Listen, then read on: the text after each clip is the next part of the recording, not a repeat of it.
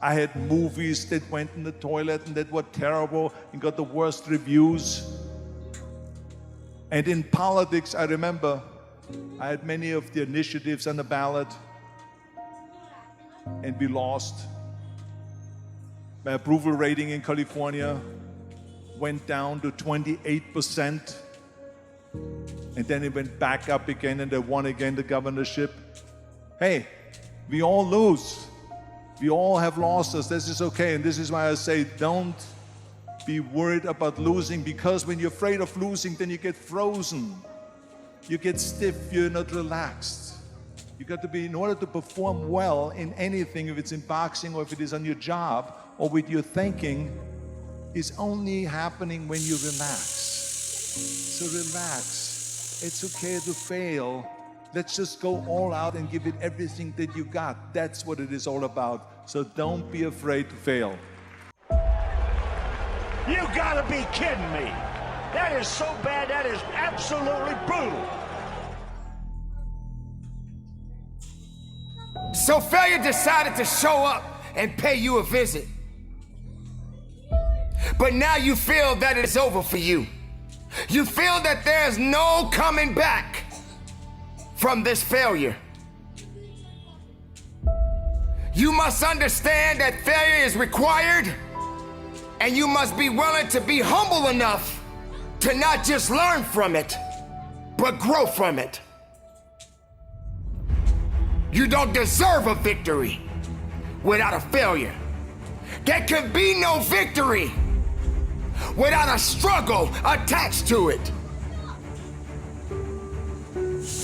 Failure does exactly what is necessary to make you better, to put you on the path at the right moment, to be able to build something from the ground up.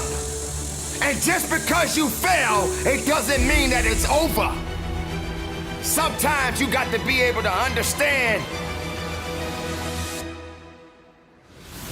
with every step that you are taking moving forward, sometimes you will get pushed back.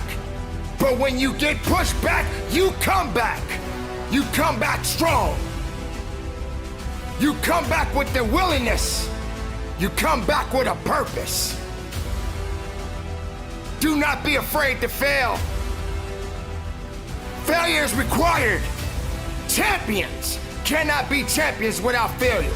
You are always worthy of greatness, for greatness is within you. Greatness belongs to you.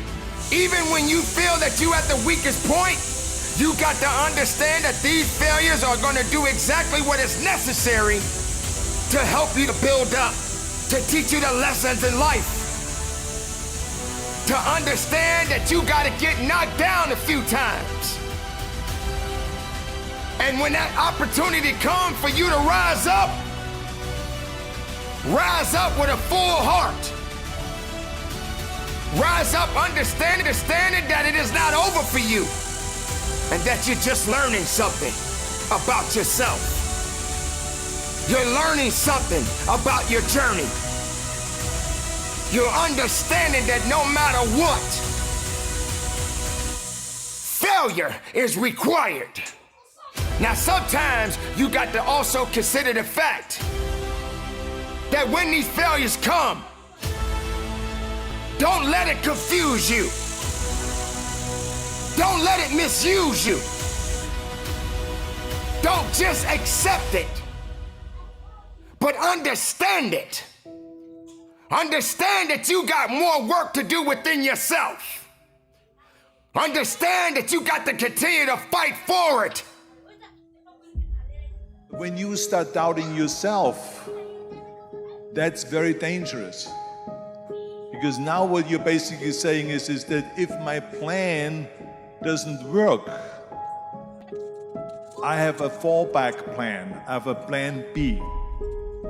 And that means that you start thinking about plan B, and every thought that you put into plan B, you're taking away now that thought and that energy from plan A. And it's very important to understand that we function better if there is no safety net because plan B becomes a safety net. It says that if I fail, then I fall and I get picked up and I have something else there that will protect me. And that's not good, because people perform better when there's no safety net. People perform better in sports and everything else if you don't have a plan B. I'm telling you, I've never ever had a plan B. I made a full commitment that I'm gonna go and be a bodybuilding champion. I made a full commitment that I'm gonna be in America. I made a full commitment that I'm gonna get into show business and I'm going to be a leading man. No matter what it takes, I will do the work. I will do the work over and over and over until I get it. And the same was in politics and everything like that. So to me, it is very dangerous to have a plan B, because you're cutting yourself off from the chance of really succeeding. And the reason, one of the main reasons why people want to have a plan B is because they are worried about failing. What is if I fail, then I don't have anything else? Well, let me tell you something, don't be afraid of failing, because there's nothing wrong with failing. You have to fail in order to climb that ladder. There's no one that doesn't fail. Michael Jordan said in one of his interviews, when they said, "You're unbelievable, you're the greatest basketball player of all times." And he says, "Well, you're just mentioning the successes." But he says, "For me to become the greatest basketball player, I missed 9,000 shots when I was playing basketball at the NBA games." So during these games that he was so successful, he missed 9,000 shots. Does it make him a failure? No.